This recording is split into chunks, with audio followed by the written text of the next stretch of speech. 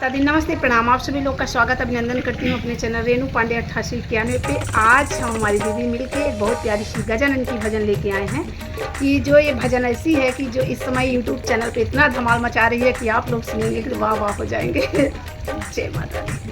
सपने में देखे सजनवा हो गौरी के अनवा, सपने में देखे सजनवा हो गौरी के ललनवा, सोने के कलशा में गंगा जल पानी, सोने के कलशा में गंगा जल पानी, सपने में धोए चरणवा हो गौरी के ललनवा, सपने